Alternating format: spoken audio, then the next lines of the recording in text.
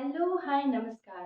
मैं प्रियंका स्वागत करता हूँ एक बार फिर से आप सभी का अपने यूट्यूब चैनल एडू डॉट पढ़ाई पर। तो व्यूवर्स, हमेशा की तरह मैं फिर से हूँ आप सभी के बीच आज एक बहुत ही इम्पोर्टेंट वीडियो जो कि आपको सीटेट एग्जामिनेशन में बहुत हेल्प देने वाला है उसके लिए। तो मैंने कल आपको करवा दिया था, मैंने जितना भी उसके पहले के प्रीवियस टॉपिक्स थे बुद्धि से रिलेटेड और जो भी टॉपिक थे उसको मैंने पूरा कंप्लीट करा दिया था। और आज का मेरा टॉपिक होने वाला है gender as a social construct, यानी कि समाज सामाजिक संरचना के रूप में लिंग। अब आप सबको पता होगा कि हम सबसे पहले बात करते हैं कि समाज क्या होता है। तो समाज क्या होता है ये सबको पता है। समाज क्या होता है? समाज बेसिकली जो हम ह्यूमन बींग्स हैं, एनिमल्स हैं, हमारे आस पड़ोस हैं, ये सभी चीज़ों को मिलाकर मार्केट है, स्कूल्स हैं, कॉलेजेस हैं, ये सब कुछ मिलाकर क्या बनता है? हमारा एक समाज बनता है। तो जरा सोचिए कि क्या ये जो समाज है ये अब बन गया है या फिर बहुत पहले से समाज बना हुआ है? समाज बहुत पहले से बना हुआ है। इसमें क्या होता है, धीरे धीरे लोग बढ़ते जाते हैं, समाज बड़ा होता जाता है, लेकिन समाज हमारा पहले से भी था, अभी भी है और क्या होगा इन फ्यूचर फ्यूचर में भी हमारा समाज रहेगा।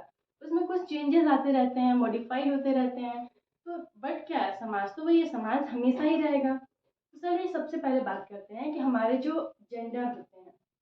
जेंडर भी आपको पता है, जेंडर क्या होता है आप सबको पता होगा, एक मेल और एक फीमेल, ये हमारे दो जेंडर्स होते हैं। और ये दोनों से ही मिलकर फिर क्या बनता है, एक समाज बनता है, एक फैमिली बनती है।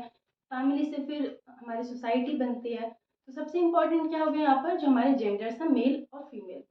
तो अब ये जो जेंडर्स हैं इनके कुछ स्पेसिफिक वर्क डिवाइड कर दिए गए हैं सोसाइटी में। तो ये क्यों डिवाइड कर दिए गए, क्या क्या इसके पीछे क्या लॉजिक है जो ऐसा बोला जाता है कि जो फीमेल्स हैं उनको घर में रहना चाहिए, उन्हें खाना बनाना चाहिए, घर के काम देखने चाहिए, लेकिन जो मेल्स हैं उनको क्या है, उनको बाहर जाना चाहिए, काम करना चाहिए। तो इसका क्या रीज़न है, ये सोच ये थिंकिंग कहाँ से डेवलप हुई?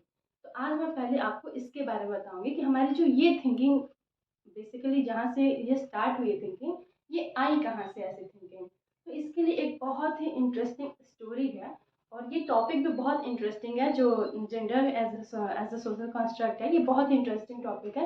यहाँ पर आपको कुछ भी याद नहीं करना है, नहीं कुछ नोट डाउन करना है, आपको सिर्फ समझना है। आप जितने अच्छी तरीके से समझोगे आप उतने इजीली इससे रिलेटेड जो भी क्वेश्चन आएंगे आप एग्जामिनेशन में आप उसको कर सकोगे। तो अगर आप बिल्कुल अच्छे समझते हो तो मैं प्रॉमिस करती हूँ कि आपके इस टॉपिक से क्वेश्चंस नहीं आपके रुकने वाले हैं, आप तुरंत कर लोगे। चलिए देखिए, स्टोरी ये है कि जब हमसे हमारे जो हम क्या थे, हम अभी ह्यूमन बींग्स हैं लेकिन हम पहले से ह्यूमन बींग्स थे नहीं।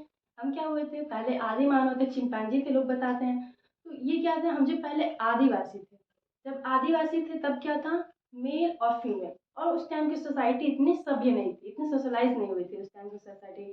तब क्या होता था, जो मेल और फीमेल थे वो दोनों ही मिलकर क्या करते थे, उनको खाना इकट्ठा करना होता था। कैसे करते थे, जंगल में जाकर शिकार करते थे। तो क्या सिर्फ मेल ही शिकार करते थे, फीमेल्स नहीं करती थी? ऐसा नहीं था। पहले दोनों ने मिलकर क्या किया, शिकार का काम या फिर जो भी काम होता था दोनों मेल और फीमेल दोनों किया करते थे। ऐसा टाइम चलता रहा, लेकिन फिर क्या हुआ, फिर एक टाइम ऐसा आया कि जो फीमेल थी वो क्या हो, प्रेग्नेंट होती है। तो ये फीमेल ही प्रेग्नेंट होती है तो गॉड गिफ्टेड है, मेल्स तो प्रेग्नेंट हो नहीं सकते। फीमेल जब प्रेग्नेंट हुई, तो फीमेल जब प्रेग्नेंट होती है तो काफ़ी चेंजेस होते हैं उसके बॉडी में। फीमेल को क्या हुई, जैसे फैटिक, थकान होने रहने लगा या फिर बहुत सारी प्रॉब्लम्स जब प्रेगनेंसी के टाइम पे फीमेल को होती हैं। तो अब क्या हुआ, फीमेल के लिए अब ये पॉसिबल नहीं था कि वो भी जाए हंटिंग करने मेल के साथ में। और मेल ने भी क्या दिखाई, मेल ने भी इंसानियत दिखाई और उसने बोला कि चलो जाने दो, तुम घर में आराम करो, अपना ख्याल रखो, मैं जाता हूँ, मैं हंटिंग करके ले आऊँगा, तुम घर में आराम करो, बाकी जो घर के काम है उनको देखो, मैं जाता हूँ शिकार करके लाता हूँ। तो यहाँ से स्टार्ट होती है कहानी फीमेल्स के घर रुकने और मेल के बाहर जाने की। अब यहाँ से क्या हुआ, जब फीमेल घर में रुकती है, मेल जाता है बाहर से काम करके आता है, तो फीमेल क्या करती है, उसके लिए कुछ अपने केयर दिखाती है कि हाँ बेचारा गया था बाहर थक के आया, मैं तो घर में हूँ। ये स्टार्ट होता है। फिर क्या होता है, जब प्रेग्नेंट थी तो प्रेग्नेंट बाद एक बच्चे का जन्म भी होगा। बच्चे का जन्म हुआ। अब बच्चे के जन्म होने के बाद फीमेल कुछ टाइम बाद नॉर्मल हो गई, लेकिन अब वो फिर जाने की इच्छा जताती है कि अब मैं भी चलूँ मेल के साथ में हंटिंग करने। तब फिर क्या मेल बोलता है कि नहीं, तुम चले जाओगे तो फिर ये बच्चा है घर में, इसको कौन देखेगा?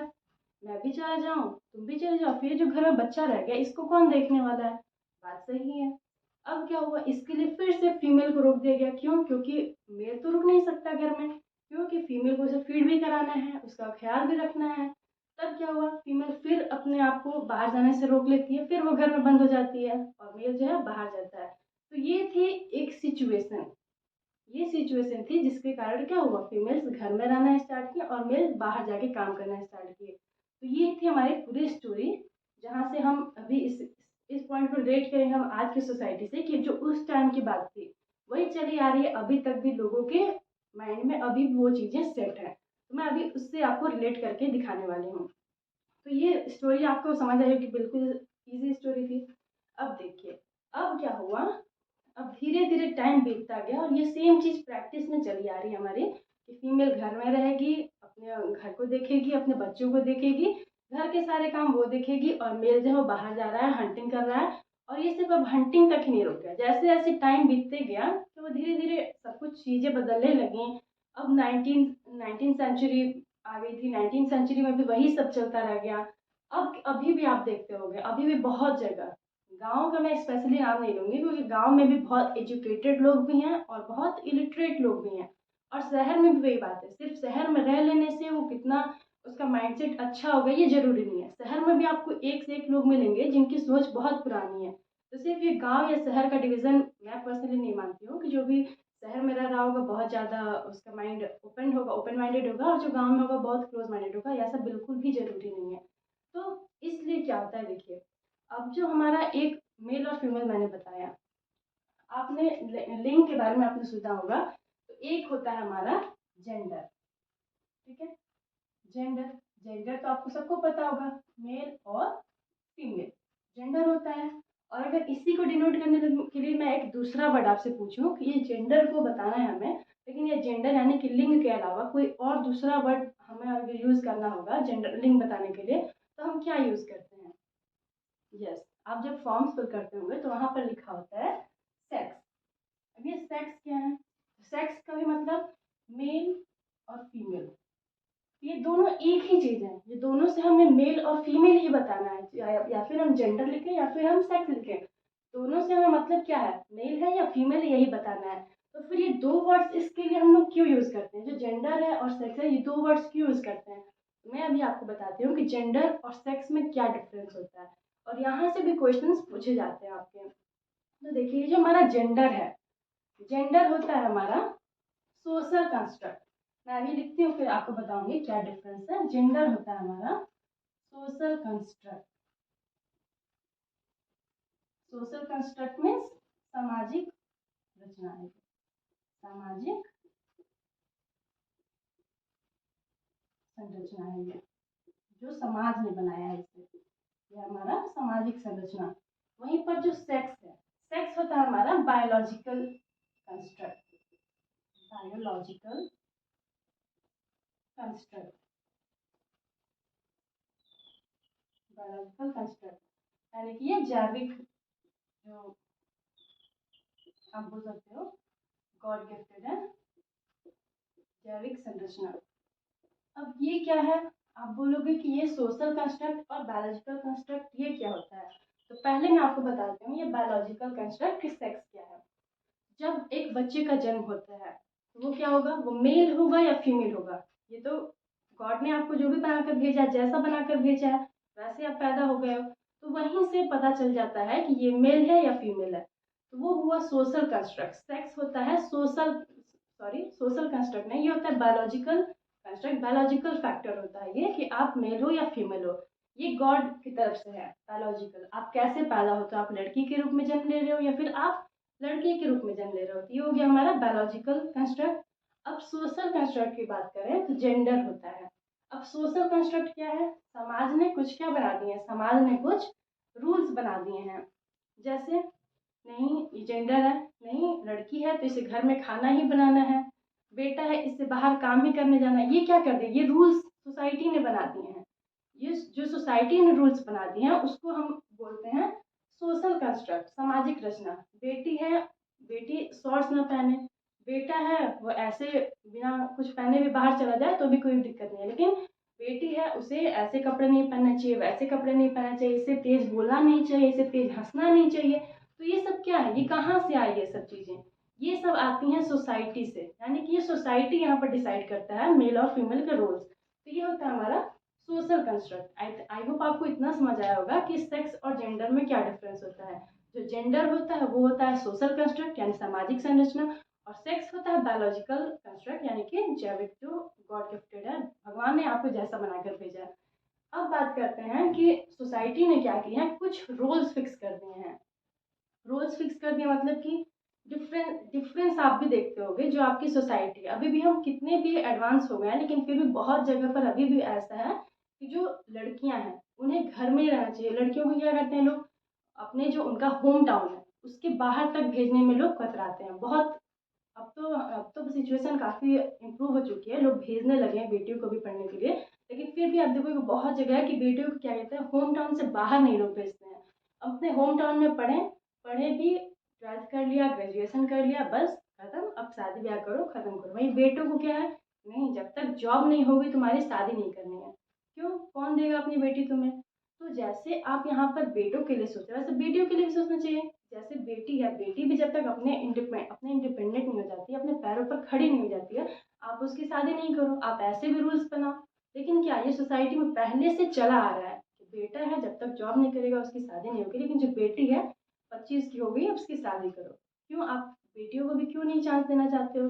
उसकी एज जा रही है तो बेटों की भी तो एज जा रही है। तो लेकिन नहीं, ये क्या, ये सोसाइटी ने ऐसा कंस्ट्रक्ट किया हुआ है। तो ये होता है हमारे।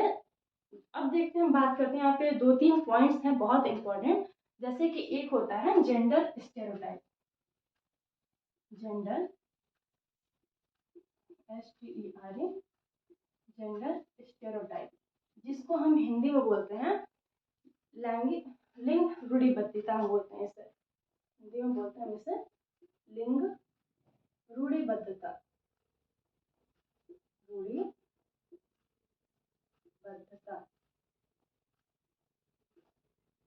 लिंग रूढ़िबद्धता। अब ये लिंग रूढ़िबद्धता क्या होती है? तो लिंग रूढ़िबद्धता, जैसे मैं अभी तक आपको बता रही थी, वही जो सोसाइटी ने रूल्स बना दिए हैं। जैसे दादी हैं, दादी आती हैं, उनके एक पोता है एक पोती है, तो उन्होंने क्या किया, जो पोते के लिए गिफ्ट लेकर आ रही हैं वो लेकर आ रही हैं डॉक्टर वाला सेट। ठीक है, अब ये बिल्कुल नॉर्मल एग्जामिनेशन है, एग्जाम्पल है, आप देखते होंगे।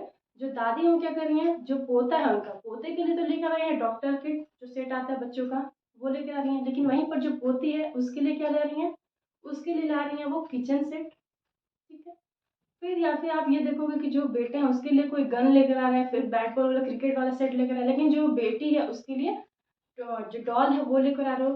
तो ये आप ऐसा क्यों सोच रहे हो कि जो बेटी है उसको गुड़िया से ही खेलना है, फिर किचन सेट ही खेलेगी, उसको क्यों नहीं आप डॉक्टर सेट ला कर दे रहे हो? ये क्या, ये हमारा माइंड सेट हो चुका है, हम इसे पहले से प्री डिफाइन कर चुके हैं। तो जो बेटी है उसको किचन सेट ही देना है, क्योंकि क्या, क्योंकि जो हमारी सोसाइटी है उसमें ऐसा फ्रेम हो चुका है कि अच्छी बेटी कौन है, जो बहुत गोल गोल रोटियां बना लेती है, बहुत अच्छी सब्जी बना लेती है, सब्जी बनाती है तो उसको खुशबू आस पड़ोस तक जा रही है। ये क्या है, ये हमारा माइंड सेट है। लेकिन बेटा कौन अच्छा है, बेटा अगर घर में ये काम करने लगा कि हाँ मम्मी के साथ रोटी बना रहा है, लोग हंसेंगे, अरे ये देखो ये तो रोटी बना रहा है, ये लड़का तो रोटी बना रहा है। तो ये क्या है, ये हमारा माइंड सेट है, प्री डिफाइंड, हमने कुछ रूल्स बना दिए हैं बेटे और बेटी को लेकर। अगर क्या आपने जो मास्टर शेफ देखा होगा, मास्टर शेफ में क्या सिर्फ जो लड़कियां वही खाना बना रही हैं? ऐसा तो नहीं है। क्यों, यहाँ पर ये स्टेरियोटाइप खत्म हो रहा है, हमें इस चीज़ की ज़रूरत है, जेंडर स्टेरियोटाइप को ख़त्म करना। आप देख रहे होगा जो हमारे साइंटिस्ट हैं, जैसे कल्पना चावला हैं, ये लोग हैं, ये लोग पहले थी, अभी भी बहुत सारी हैं जो प्लेन उड़ा रही हैं। तो क्या ये फीमेल्स ऐसा नहीं कर सकती हैं? फीमेल्स भी हर वो काम कर सकती हैं जो मेल्स कर रहे हैं, और मेल्स भी हर वो काम कर सकते हैं जो फीमेल्स कर सकती हैं। लेकिन हमारी सोसाइटी में पहले से चला आ रहा है, तो कुछ रूल्स हम डिवाइड कर दिए हैं कि बेटा को क्या करना है, बेटी को क्या करना है।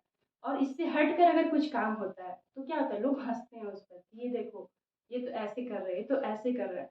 तो और ये ज़्यादातर बेटों के साथ होता है कि अगर बेटा कुछ अपने जो उनकी लाइन फिक्स है उसको अलावा अगर कुछ दूसरा काम कर रहा होता है तो लोग उस पर बहुत जोक्स पास करते हैं, बहुत हंसते हैं।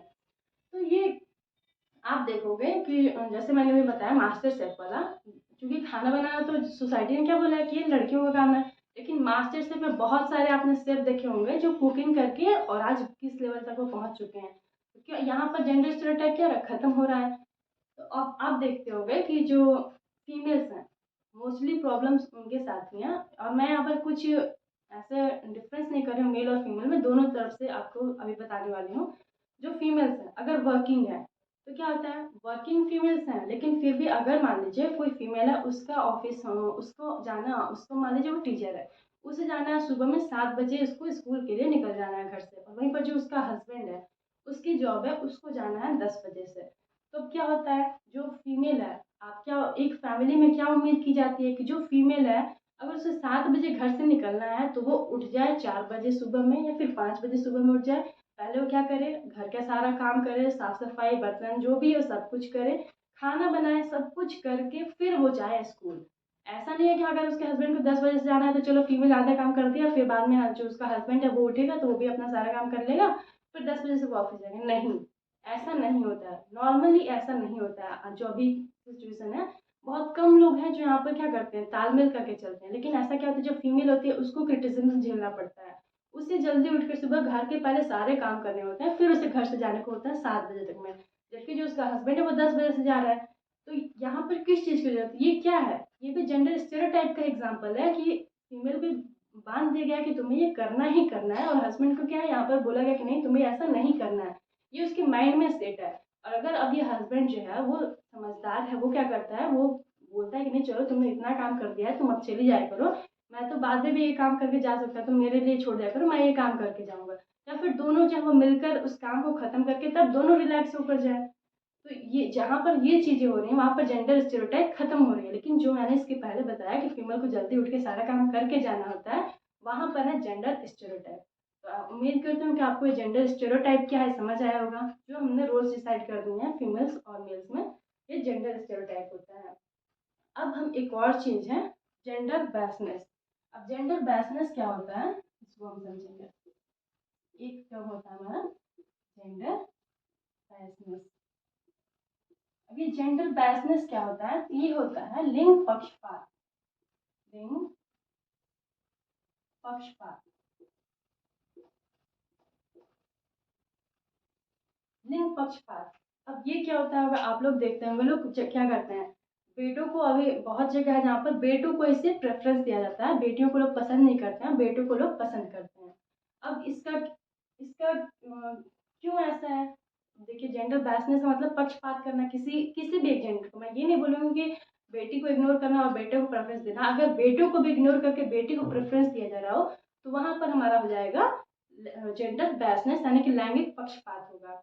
अब कैसे, आप क्या कर रहे हो, बेटियों को तो होम टाउन में आपने पढ़ने दिया, होम टाउन से आपने उसे बाहर नहीं जाने दिया, लेकिन बेटों का क्या कर रहे हो, आप बाहर भेज रहे हो, आउट ऑफ द टाउन भेज रहे हो, कहीं दूसरी जगह पढ़ने के लिए भेज रहे हो। तो ये किस चीज़ को शो कर रहा है, ये चीज़ शो कर रही है कि आप बेटा और बेटी में डिफरेंस कर रहे हो, इसे पक्षपात बोलते हैं। फिर ऐसे बहुत सारे एग्जाम्पल्स हैं, जैसे आप घर में भी देखो, आप क्या कर रहे हो, बेटी को कहीं जाना है आप उसे अलाउ नहीं कर रहे हो कि नहीं नहीं तुम मत जाओ बाहर, रात हो गई है, लेकिन बेटों को आप अलाउ कर रहे हो। तो ये क्या है, ये सब पक्षपात को ही शो कर रहा है। पक्षपात इजी है समझना, जो लैंगिक पक्षपात है इसको इजी है समझना, क्योंकि इसमें ज़्यादा ये नहीं है, किसी भी एक जेंडर की तरफ अगर आप ज़्यादा झुकाव दिखा रहे हो। यहाँ पर मैं लिख देती हूँ, किसी भी एक लिंग की तरफ, किसी भी एक लिंग की तरफ झुकाव को हम क्या बोलते हैं, किसी भी एक लिंग की तरफ झुकाव को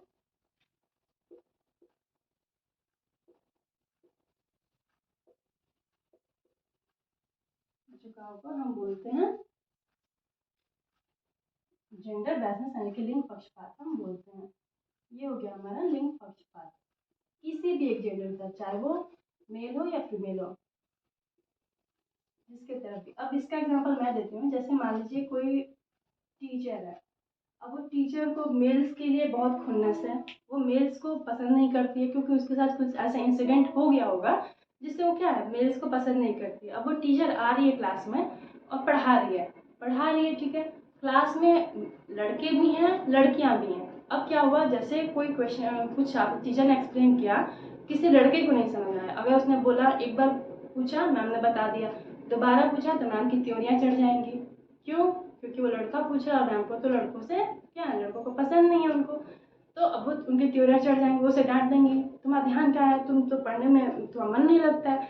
वहीं पर अगर कोई दूसरी लड़की पूछ रही है तो उस लड़की को बहुत प्यार से मैम उसको एक्सप्लेन कर दे रही हैं। तो ये चीज़ क्या शो कर रही है, ये शो कर रही है मैम के जेंडर बैसनेस, कि वो पक्षपात कर रही है यहाँ पर लड़कियों के साथ और लड़कों के साथ में क्या कर रही है, दोनों के बीच में पक्षपात कर रही है मैम। तो ये हो गई लैंगिक पक्षपात की बात। फिर अब इन सब चीज़ के लिए सॉल्यूशन के लिए हमें क्या चाहिए, तो हमें चाहिए जेंडर पैरिटी। पैरिटी बोले तो समानता, यानी कि लैंगिक समानता हमें दिखाना चाहिए। अब हम बात करते हैं कि जो हमारा जेंडर रोल टाइपिंग है ये आते कहाँ से हैं। जैसे मैंने बताया कि कुछ रोल्स डिसाइड करते हैं सोसाइटी ने, तो ये रोल्स लिखता कौन है, ये रोल्स बनाता कौन है। तो इसके लिए सबसे पहले रिस्पॉन्सिबल होती है हमारी फैमिली। फैमिली कैसे, जैसे आप देखते होंगे जब भी एक बेटी का जन्म होता है, बेटी को कहीं बाहर जाना है तो उसके साथ में हम उसके छोटे भाई को भेज देते हैं। क्यों, क्या क्या वो जो आपकी बेटी 18 ईयर्स की है और उसके साथ में आप भेज दे रहे हो 8 ईयर्स का लड़का, तो क्या वो प्रोटेक्ट कर लेगा उसे, नहीं। लेकिन फिर भी आप उसे भेजते हो, उसे शो करेगा कि नहीं लड़की कमजोर है और ये जाएगा साथ में तो सेफ है। तो ये स्टार्ट हो जाता है हमारी फैमिली से ही, ये करना, ये जो रूल टाइपिंग है वो स्टार्ट हो जाती है। नेक्स्ट हम बात करते हैं तो इसके लिए कौन रिस्पॉन्सिबल होता है, तो सबसे ज़्यादा रिस्पॉन्सिबल है इसके लिए सोसाइटी। सोसाइटी क्या करती है, अगर उसने देख लिया कि जो लड़कियां हैं वो अगर अपने फ्रेंड्स के साथ आउटिंग कर रही हैं, उनकी 4 कंप्लेंट घर चली आएगी कि आपकी बेटी यहाँ पर दिखी थी, आपकी बेटी ये कर रही थी, आपकी वोटी वो कर रही थी। ये क्या करती है सोसाइटी, सोसाइटी में जेंडर, जो हमारा जेंडर स्टेreotype है इसके लिए रिस्पॉन्सिबल होता है। साथ ही में ये जो हमारा एक एजुकेशन सिस्टम है, एजुकेशन सिस्टम भी इसके लिए रिस्पॉन्सिबल है। कैसे रिस्पॉन्सिबल है, क्या आप देखे होंगे बड़े बड़े बोर्ड्स लगे होते हैं, को एजुकेशनल स्कूल, को एजुकेशनल स्कूल है, लेकिन फिर भी वहाँ पर क्या किया जा रहा है, वहाँ पर लड़कियों को, गर्ल्स को और बॉयज़ को अलग अलग बैठाया जा रहा है। होता है ऐसा, मेरे मेरे टाइम में तो ऐसा ही हुआ था कि को एजुकेशनल स्कूल था, फिर भी वहाँ पर गर्ल्स और बॉयज़ दोनों को सेपरेट बैठाया जाता था, एक सीट पर गर्ल्स और बॉयज़ को नहीं बैठाया जाता है। तो आप ये डिवीज़न कहाँ से स्टार्ट करिए, वहीं से स्टार्ट हो जा रही है, आपकी न्यू वहीं से स्टार्ट हो जा रही है कि नहीं, लड़कियाँ और गर्ल्स और बॉयज़ में डिफरेंस है, आप वहीं से स्टार्ट करने लग रहे हो। सिर्फ कोएड स्कूल लिख देने से नहीं हो जाता, उसको फॉलो भी करिए। आप वहाँ पर ऐसा शो करिए कि कोई डिफरेंस नहीं है। लेकिन क्या होता है, ये वहीं से स्टार्ट हो जाता है हमारा। फिर है मीडिया। मीडिया का भी एक बहुत इंपॉर्टेंट रोल होता है। आप पूछेंगे कैसे, जब भी किसी होम अप्लायंसेस की बात आती है या फिर किचन से रिलेटेड किसी प्रोडक्ट की बात आती है, किचन के मसालों का ऐड हुआ या फिर कढ़ाई का, कुकर का, अब मैक्सिमम देखोगे, मैक्सिमम जो यहाँ पर एडवर्टीजमेंट्स आते हैं उसमें कौन रोल कर रहा होता है, कौन एडवर्टाइज कर रहा होता है, एक फीमेल होती है। आप मेल को कभी क्यों नहीं दिखाते हो कि जो मेल है वो कुकिंग कर रहा हो, फीमेल है वो अपने ऑफिस से आ रही है, ऐसा क्यों नहीं दिखाया जाता। बहुत कम एडवर्टीजमेंट्स होते हैं जहाँ पर मेल्स को भी ऐसा कुछ करते दिखाया जाता है, लेकिन 99% जो एडवर्टीजमेंट्स आप देखोगे उसमें क्या होता है, वहाँ पर भी ये स्टेरियोटाइप शो करता है। दिखाते हैं एडवर्टीजमेंट्स तक में भी कि जो फीमेल का जेंडर है, फीमेल क्या काम कर रहे हैं, मेल क्या काम कर रहा है। आप अपने घर में भी देखो, अगर कोई आपका भाई ये खेल कर आ रहा है बाहर से, मम्मी बोलेंगी बेटा भाई थक रहा है पानी दे दो। क्या आपकी बेटी कभी थक कर आती है तो आप उससे बोलते हो कि बेटा देखो बहन आई है बाहर से पानी दे दो। खाना तक बेटे खुद से निकाल कर नहीं खा सकते हैं। ये सब क्या है, ये सब जेंडर स्टेरियोटाइप के एग्जांपल्स हैं। अब मैं आपको बताती हूँ कि इससे, इस टॉपिक से क्वेश्चंस कैसे आते हैं। तो क्वेश्चन यहाँ से ऐसे आएंगे, जैसे मैंने एक दादी माँ वाला एग्जांपल दिया था, ये सेम क्वेश्चन पेपर में आया हुआ था कि जो दादी हैं वो क्या करती हैं, बाहर से आती है वो अपनी पोती के लिए गुड़िया लेकर आती है, वहीं बेटे के लिए क्या करती है डॉक्टर सेट लेकर आती हैं। तो ये किस चीज़ को शो कर रहा है, आप बताइए क्या होगा, ये जेंडर स्टेरियोटाइप है या फिर ये जेंडर बैलेंस है, जेंडर रूढ़िवादिता है या फिर पक्षपात है। पक्षपात तो ये है नहीं। क्यों नहीं पक्षपात है, क्योंकि वो टॉय तो दोनों के लिए ला रही है, बेटे पोते के लिए भी और पोती के लिए भी। ये क्या है, जेंडर स्टेरियोटाइप है, रूढ़िवादिता है।